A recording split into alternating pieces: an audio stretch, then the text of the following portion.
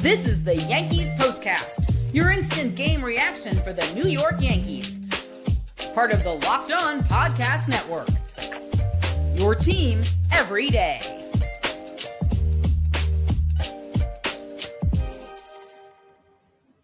Make it 6 straight losses for the Yankees, but hey, at least they scored tonight. An improvement. Yanks lose to the Angels again. This time 3-2. A monster Anthony Volpe error in the 8th inning allowed the, at the time, go-ahead run to score, proved to be the game winner.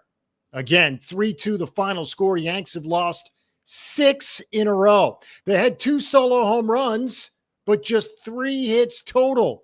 And again, they lose it 3-2. Hello, everybody. I'm Jay Berman. If you're a New Yorker, you might recognize my work. I've spent more than 2 decades in the biz, everything from TV to web to radio. Glad to have you. Please follow me on X as well, at Jay Berman, Jayberman. Welcome to the Locked On Yankees Postcast, both on the Locked On Yankees YouTube channel and the Locked On Yankees podcast feed.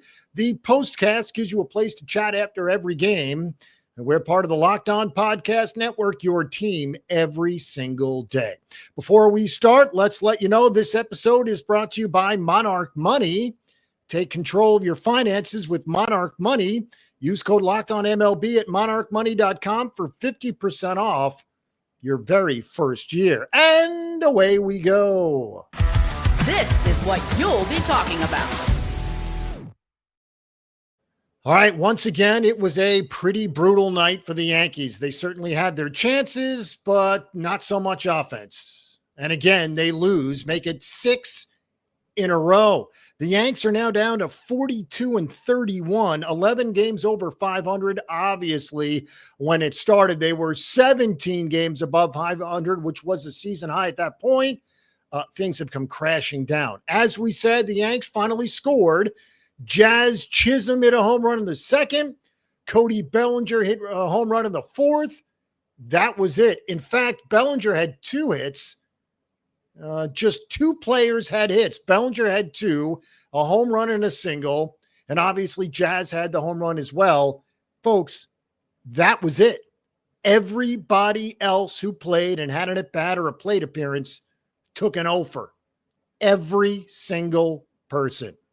All right, 6 straight losses, as we said. As for the runs scored, 7, count them, 7 runs scored in the last 7 games. That, folks, also includes a win. The Thursday game against the Royals, the final game in Kansas City, a 1-0 Yankee win. That was the last time they scored a run before tonight. It was also the last time they had a lead. More on that coming up. It did not start well. Ryan Yarbrough got the start for the Yankees. 3 pitches into the game, he allows a home run to Nolan Schanuel. Folks, roll call. Forget finished. They had just started it. 3 pitches in. They were up to like number 2 in the order on the roll call. Amazing stuff. And just like that, it was 1-0 Angels. And considering the offensive struggles, that felt like a mountain. Well, the Yankees would finally get back into it. As we said, Jazz a solo home run in the 2nd inning. That tied the game at 1. It breaks the 30-inning scoreless streak. Folks, 30 innings without a run. Amazing stuff. So it was 1-1 at that point. We moved to the bottom of the 4th where Cody Bellinger hits his home run to the short porch and right. Bellinger's home run gave the Yankees a lead for the first time, as we said, since Thursday at the Royals. And get this number, 51 consecutive innings without a lead. Hard to believe that the Yankees are so inept offensively of late. But again, Jazz's home run breaks the 30-inning scoreless streak. Bellinger's home run gives the Yankees their first lead in almost a week, 6 days. Last Thursday was the last time the Yanks had a lead, and it was 1-0, the skinniest of margins. 51 innings without a lead. Well, that one's gone now. As for the Yanks, they now have 6 players with 10-plus home runs. Really the only good news tonight, and obviously the 10th home run coming for Jazz tonight. It was also Bellinger's 10th home run. So again, 6 different players have at least 10 home runs for the Yanks, the most of any team in baseball. All right, we do have some problems in the lineup. As we said, Trent Grisham went 0 for 3 tonight. He's hitting .239. We'll leave Judge out for a second. Paul Goldschmidt went 0 for 4. His average all the way down to 300. Ben Rice started behind the dish for the first time in the major leagues. So-so, threw a man out. Also had a stolen base against. He went 0 for 1. Pinch hit for late by Giancarlo Stanton, who didn't connect on a hit. And then J.C. Escarra, who replaced Rice behind the dish, also had an at-bat and did not come through. Anthony Volpe had 4 at-bats, did not collect a hit, and struck out 3 times. Volpe now hitting .235, as is Jason Dominguez, who, to be fair, drew 2 walks tonight, but again, didn't have a hit. He, too, is hitting .235. Oswaldo Peraza, 0 for 2 tonight, down to 157. And obviously, we got pinch hits, or at least entrances in the ballgame from Wells and LeMahieu defensively. All right, as we said, the averages up and down the lineup, folks, they're just not good enough. Grisham, .239. Now, we'll get into Judge, who, by the way, is now hitting .366. Not that long ago, it felt like he was hitting .466. He's been in a tremendous slump. Judge, who once again struck out 2 more times, has now struck out 14 times over the last 5 games. Hard to imagine for the best hitter in baseball. He hasn't reached base now in 9 games, just 9 times, 9 separate games. Judge hasn't reached base. Tonight was one of them. The Yankees in those games, 2-7. Just goes to show when Judge isn't at the center of the offense doesn't go. And that's a perfect example of where we are now. Judge 3 for his last 28. Amazing stuff. Again, he was well above 400. Now he's all the way down, relatively speaking, to 366. Amazing stuff. All right, as for Paul Goldschmidt, as we said, his average all the way down to 300. Now, 300 doesn't sound bad, but considering where it was for the better part of 2.5 months, this is officially a slump, and it's ugly. He was 0 for 4 tonight with a strikeout, was Goldschmidt. Goldschmidt now 9 for his last 57. 9 for 57. You thought Judge's 3 for 28 was bad. How about Goldschmidt's 9 for 57? Just ugly. So we also need to talk about Anthony Volpe, who boots the possible double play in the 8th inning. The Boo Birds raining down from the upper deck. They were loud, folks, and I was watching on TV. I wasn't even there.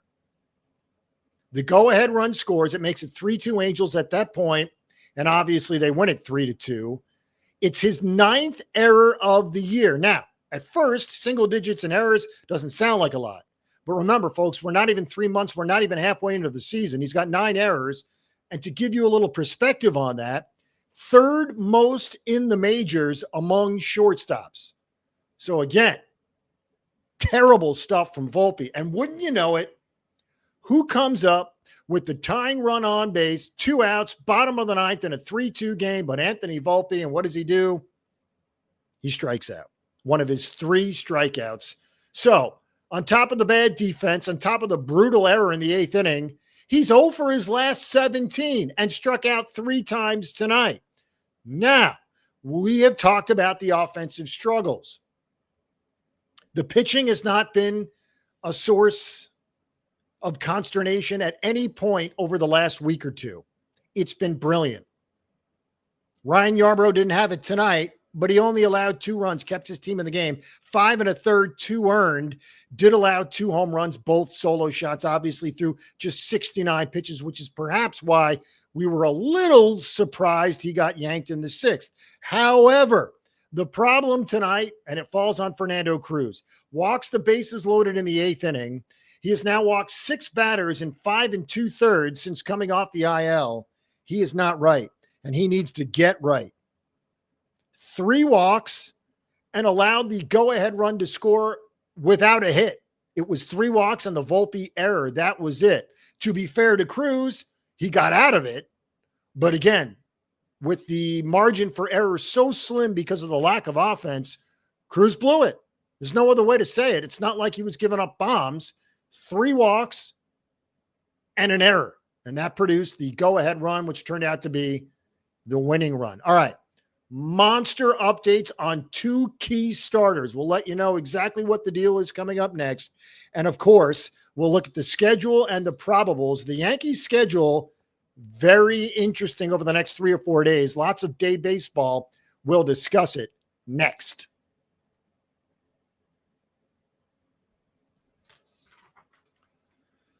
All right, ever check your bank account and wonder, well, where did all my money go? Well, between dining out, online shopping, and entertainment, it's easy to lose track. That's where Monarch Money comes in, your personal CFO, giving you full visibility and control over your finances. Monarch Money isn't just a budgeting app. It's a complete financial command center. You can track all your accounts, investments, and spending in one place, so you stop just managing your money and start building wealth. When I started using Monarch, I realized just how much I was spending on food delivery.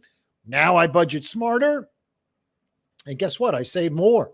Instead of juggling multiple apps, you can use Monarch to check your finances, track spending, and even plan long-term goals.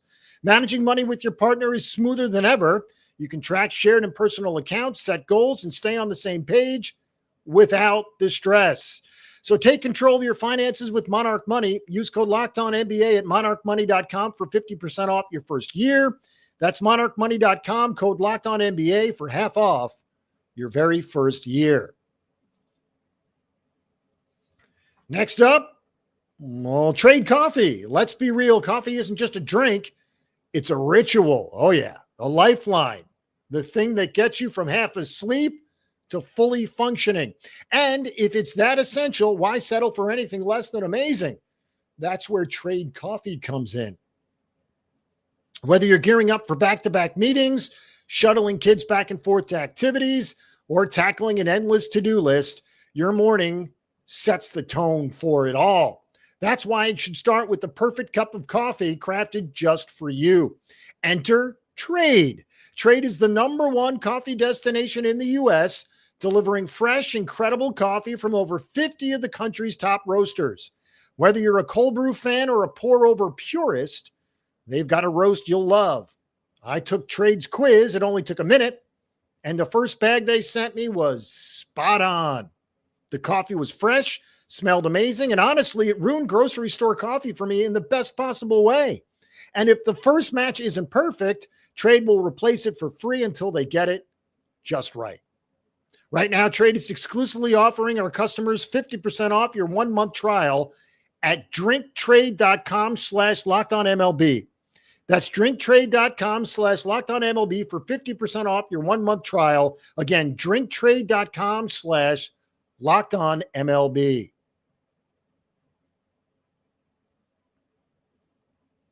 All right, we are back, and as we said, an ugly 3-2 loss for the Yankees. A key error in the 8th inning allowed the Angels go ahead and eventual game-winning run to score. Again, 3-2 the final score. Yanks have now lost 6 in a row, but hey, at least they scored tonight, which brings us to this.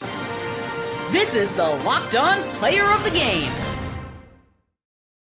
All right, we'll give it to the combination of Jazz and Cody. And why do you ask? Well, because they finally put bat to ball and put one in the seats. The Yankees, of course, hadn't scored in 4 games. They hadn't had a lead in a week. So kudos to Jazz first for breaking the scoreless inning streak, and then to Cody, who gave the Yankees their first lead in a week. Player of the game nods, game balls go to Jazz Chisholm and Cody Bellinger. All right, now to the injury updates, and it is significant, specifically on the starting pitching side. Luis Gil will toss live batting practice on Saturday. We'll look for that. That, according to Aaron Boone, he said it earlier today, it'll mark Gil's first time facing hitter. So a positive step there. Marcus Stroman, his second rehab start at AA Somerset, 3 1/3, 3 runs, 2 earned, 2 hits, a walk, 4 Ks through 55 pitches. So again, Heel back on Saturday, facing hitters for the first time. Marcus Stroman, his second rehab start, so-so, at least he's throwing. So relatively speaking, good news on both Heel and Marcus Stroman. All right, one more game as the Angels will go for a 4-game sweep tomorrow. The Yanks do have the pitching edge. Carlos Rodon, who's been brilliant, he goes for the Bombers. Tyler Anderson goes for the Angels. After tomorrow's 105 game, 3 with the Orioles. Now, as we said, 3 of the next 4 games are going to be afternoon games, and it's getting hot in New York, specifically the weekend and next week. Very warm. All right, so 105 tomorrow, 7:05 Friday night, 105 Saturday, and then, folks, on Sunday, we've been talking about it now for several days. It's the Roku game Sunday morning, 11:35 first pitch between Baltimore and the Yankees. Right now, the Yankees have their lineup set up like this, or their rotation set up like this: Friday, Saturday, Sunday, Fried, Schmidt, and Warren. All right, thanks for making Locked On Yankees your first listen today. For your second listen, check out the all-new Locked On MLB Game Night. Every game, every night, all season long. Get local analysis on a national scale.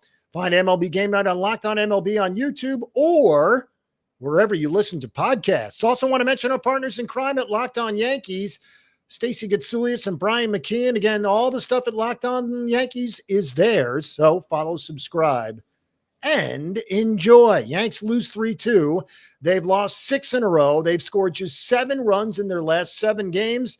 They'll try and get off the schneid tomorrow against the Angels, and of course, we'll be with you immediately following game number 4 of this series, a game the Yanks will try to win to avoid a 4-game sweep at the hands of the LA Angels. Until then, have a great night.